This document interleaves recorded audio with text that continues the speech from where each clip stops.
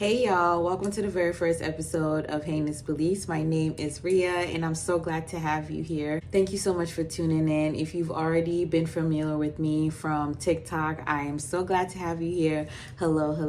I hope you're having a good day. If you've never seen my face before, well, hi, my name is Ria and I make deconstructing content on TikTok and I'm hoping to move on to other platforms. But a little bit about the podcast. Heinous Beliefs has been a baby of mine for a long time. And I've had this idea to bring awareness to the fact that a lot of the times true crime is affected by what people believe, okay? The fact that people are able to wake up one morning and kill their children, a lot of that has to do with what they believe. So make sure you are liking, subscribing, sharing, whatever you need to do to keep this podcast alive, because I am relying on you guys. I'm throwing a party and expecting people to show up and show out and support. So please make sure you are telling your family members about this podcast if you like it, at least. Each week we're going to be unraveling some of the most shocking cases committed in the name of faith,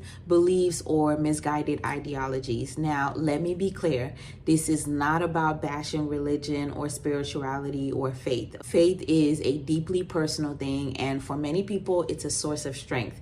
But sometimes beliefs can take a dark turn, and that's where this podcast comes in. Another quick disclaimer for the show. This show will cover heavy topics, so listener discretion is advised. My goal is to tell these stories respectfully, but also dig into the hard questions about how and why these events happen. And a lot of the times, it has to do with what people believe in.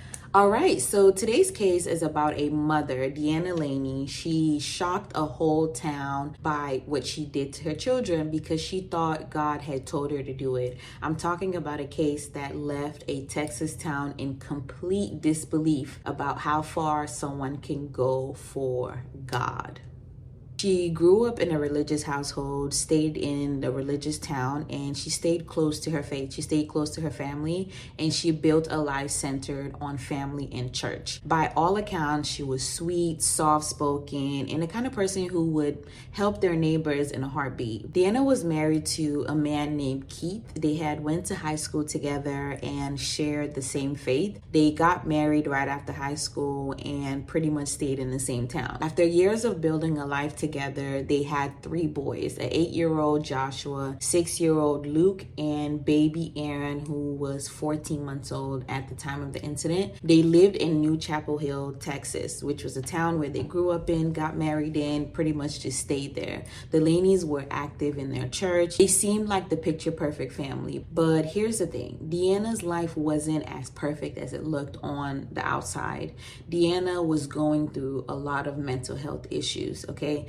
Deanna had a lot of depression that people ignored. A few months before the tragedy, people started noticing that Deanna was different. She became withdrawn. She started to read the Bible isolated, and she was spending more time praying. And when she did talk to people, the things that she was saying were concerning. At least that's what they say. They say they were concerning, but they did nothing about it. Anyway, Deanna told her pastor that she was having visions and she believed God was speaking to her directly. She said her children were being tested by evil, and it was basically her responsibility to protect them from said evil. And she felt that she wasn't doing enough to protect them. She wasn't doing enough to protect them spiritually. But I don't know what that means. Her pastor did brush it off and kind of tell her to just go pray. Her friends thought she was just being an overprotective mother, but Deanna was serious. She started saying things like, God has a plan for my boys and I'm part of it. And people asked her, like, what did you mean? Like, what do you mean by that? But she would just brush it off. Like, she wouldn't go into detail about like how her visions were or what she was seeing. Even Keith started to notice how extreme she became. He would come to find her like crying, trembling, praying, pretty much feeling the feelings. He tried to tell her like, let me help you. But Deanna was convinced that she was in a spiritual spiritual battle, one only she could fight, okay? She was the only one that could solve this problem. That was it. She was the only one that understood the words that were coming from the Lord. So another interesting thing about Deanna was she saw herself as a religious sister to Andrea Yates. If you don't know who Andrea Yates is the woman that killed her 5 children in 2001. Deanna started to see signs like her 14-month-old Aaron playing with the spare.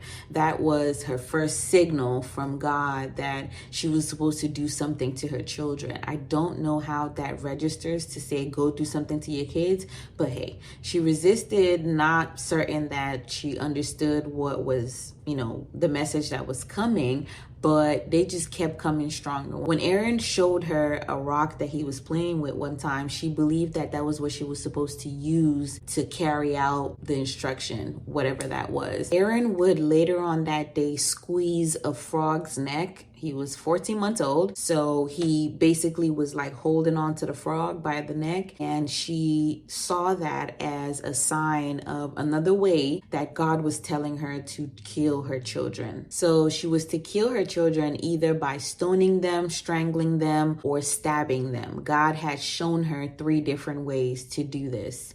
And mind you, while these instructions are coming in, Deanna is basically saying, like, she's wrestling with God at this point. She's saying, no, can't do it. I don't want to do it. But the urges kept coming stronger. She said each time she would refuse, it would basically like get worse. The way that she was supposed to kill her child would get worse. It would get more gruesome. And I'm not sure why we're finding solace in a God that can give instructions like that, but okay. So Deanna believed that she had to step out on faith. She had to trust God, and she believed that what she would do would later turn out to be a good thing. So he had pretty much done something like that in the Bible, where he turned the sacrifice of a child into a good story, where now Christians are learning from it, or believers in the God are learning from this story. I don't see a lesson to be learned here, but she is seeing her exertion of faith as, kind of like a payment, right? To say, God, look how hard I love you. Look how far I can go for you. And she believes that at the end of the day, at the end of all of this, she will end up as one of God's witnesses. So Deanna wakes up a little bit before midnight on May 9th, and she took that as a sign that God had woken her up to carry out the sacrifice. The thing is, that night, the night before she went to bed, she put her children to bed. Keith had already gone to bed. He went to bed early, so he was sleeping before she put the children to bed. She put the children to bed, and while she's putting the kids to bed, she not only hides a rock in Aaron's room, she then convinces herself that when the baby smiles at her before she puts him down, somehow she interpreted that as an angelic smile that, was a confirmation for her to go ahead and do what she did later on that night. So a quick disclaimer here, this is going to get a bit gruesome. So if you have kids listening or anything like that, or you just don't want to hear the gruesome part,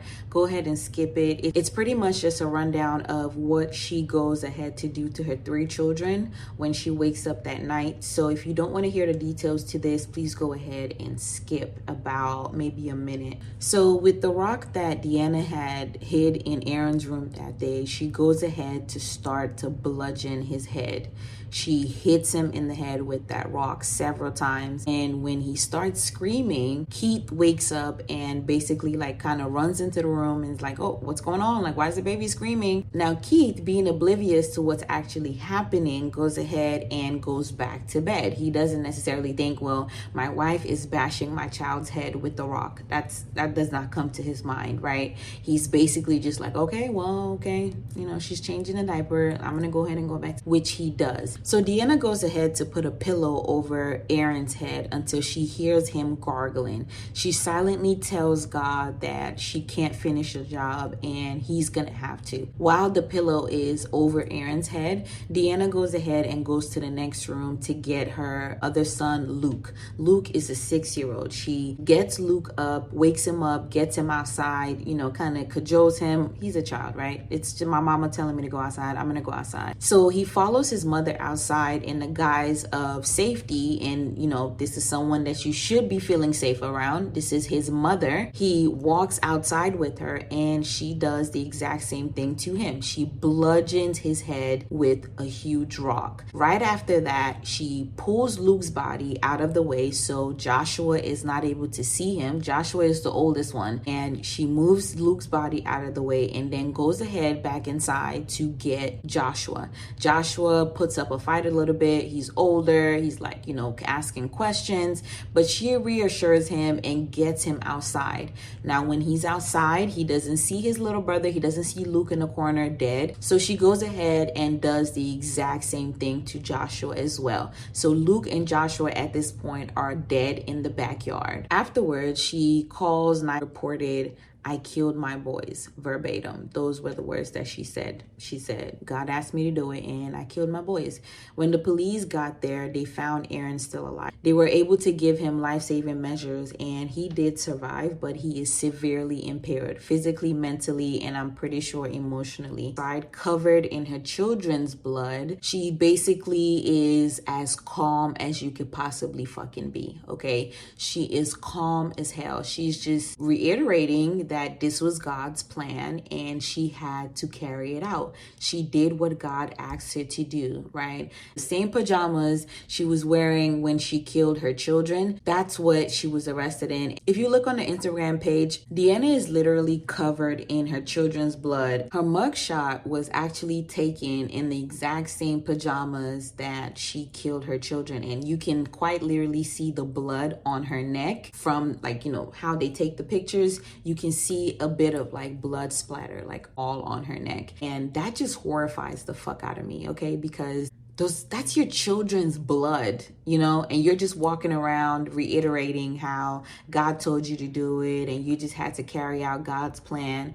Your children's blood are on your fucking body and you put it there. You made that happen. Okay. And speaking of her children, just the fact that your mother can do something like that to you is enough to cripple you for the rest of your life. When Keith was eventually told what happened when he woke up, right? Because he's still sleeping at this point.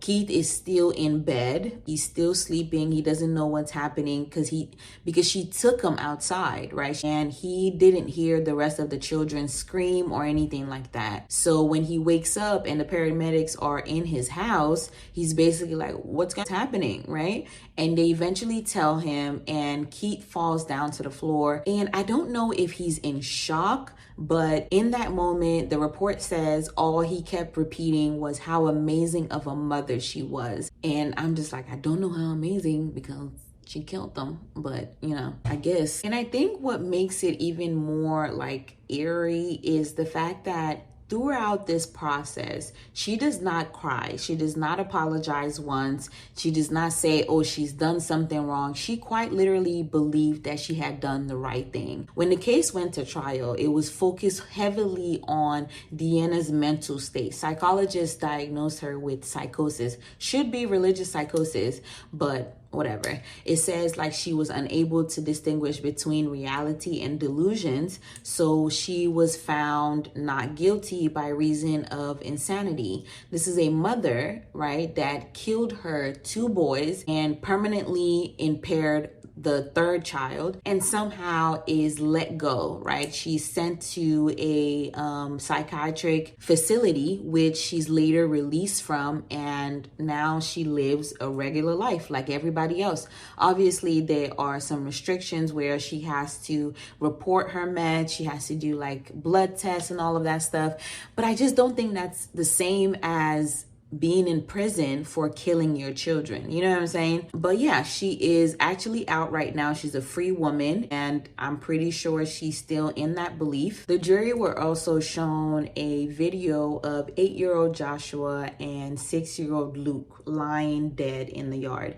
And they had the rocks that she used to bludgeon them to death. She literally put that rock on the children. So when they found their bodies, they had huge rocks on them. I don't have the words to describe what kind of mindset someone would be in to do this. How deteriorated is your mental state to get to the point to do this to your own children? And that is the point of this podcast. I want to talk about what beliefs, how strong does someone's belief have to be to get to the point of believing that a God would want them to do this to their own children? It's never going to make sense to me. I'm sorry. It's not. Deanna Laney's story is heartbreaking, and on so many levels, it's a chilling reminder of how faith and mental illness can intertwine in devastating ways. Her case leaves us with a hard question about accountability. Mental health is not something that should be taken lightly. When family members come up to you, when close ones are telling you like, hey, something doesn't feel right, especially when these are people that you know you can set your clock by, especially when these are reliable people. These are people that you know for a fact could maybe house sit for you or even watch your children, right? If they all of a sudden are having a drastic change in their behavior, let's not brush that under the rug, okay? Let's not just chuck it up to religious empowerment, because throughout this process, Deanna does not only mention this once, okay? Deanna does not only talk to one person,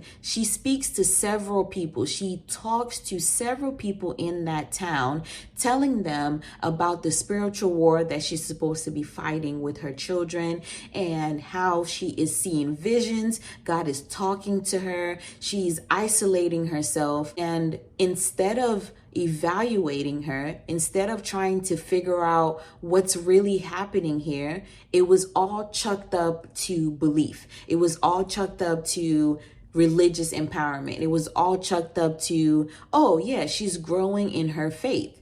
She's growing in her faith.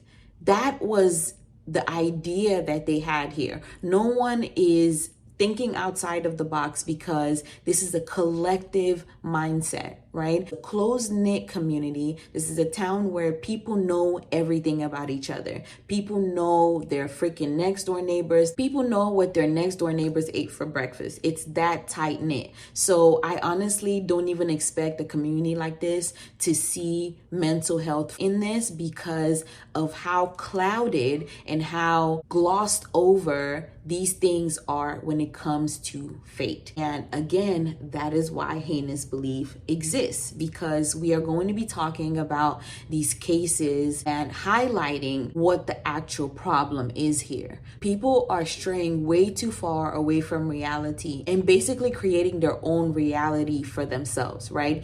In that moment, her children are quite literally just playing, right? They're just being children. But because there is something in the back of your mind that has created a whole nother reality where mythical creatures are real and your child could be spiritually attacked, then obviously that would be your reality now, right? You would start to see that as true. You would start to see that as a problem that you need to take care of because you believe these entities are real. You believe that this spiritual world is real. So why wouldn't you believe that you were fighting a battle? It makes sense, right? No, it does not. It does not make sense at all. And I want people to start to realize that. So if you have enjoyed this podcast so far, I want you to please make sure you are liking, subscribing, sharing, tell your mom about it, tell your brother about it. I really appreciate y'all so far. If you're coming from TikTok, again, I appreciate y'all so much.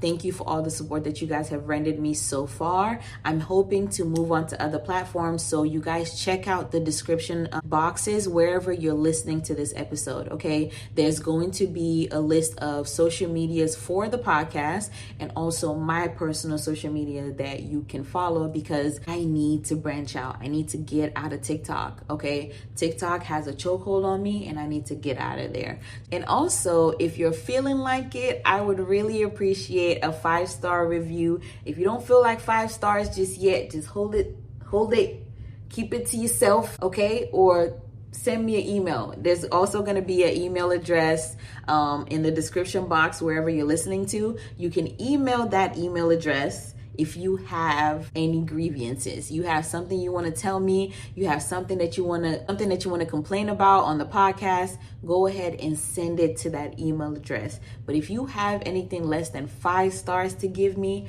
baby, don't worry about it. Okay, just hold on to it until it gets to 5 stars. Okay, I'm learning and I'm taking critiques, but the critiques have to be on the email. Thanks again for tuning in. I will catch you guys next week, next Friday, precisely. Same time, same place. I love you guys. Take care.